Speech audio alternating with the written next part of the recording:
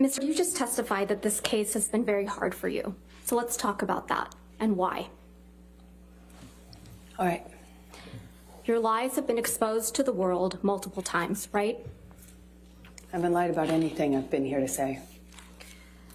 You sat here and told this jury that the events in Hicksville started with Mr. Depp getting really upset about a woman leaning on you. Is that correct?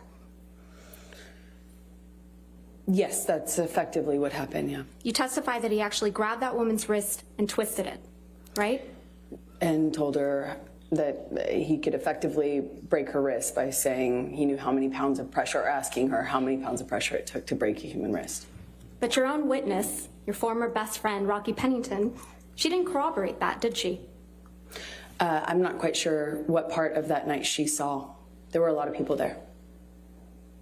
She didn't testify that Mr. Depp grabbed anyone's wrist in Hicksville. Again, I don't know what Rocky saw. There were a lot of people there that night. You testified that once you brought Mr. Depp back to your trailer, he trashed it, correct? That is correct. And the manager of the Hicksville trailer park was furious that Johnny had wrecked the whole thing. Do you remember that testimony? That's correct. Well, we heard from that manager of the Hicksville trailer park, Morgan Knight, on Monday, didn't we? I'm not quite sure who that guy was or if he had any involvement in this. I know a lot of people have come out of the woodwork to be involved. So you're accusing Mr. Knight of testifying per... Ms. Hurd in a couple minutes, but I'd like to first talk about your career in Hollywood. And so could you please tell the jury how you ended up acting in the first place? I ended up acting by accident. I was a musician and I'd moved out to Los Angeles with my band when I was 20 years old. And then there were a couple of things that happened in the band where the band split up, and I remember I was filling out job applications, and then Nick, with a friend of mine who happens to be, he was an actor, less known then than he is now, Nicolas Cage. And I was filling out job applications at any, video stores, clothing stores, anything, just to be able to pay the rent. And Nick Cage said, why don't you meet my agent, because I think you're an actor. I think you could be an actor. And I said, look, I'll meet anybody, I'll do anything at this point. And so he sent me to his agent, Eileen Feldman, and I met with her.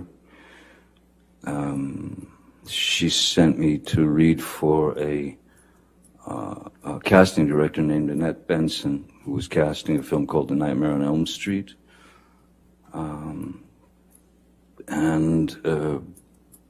They brought me back to read for the director, Wes Craven, and I read for Wes Craven and somehow got the job. But I mean, I was by no means an actor. I didn't have any desire to.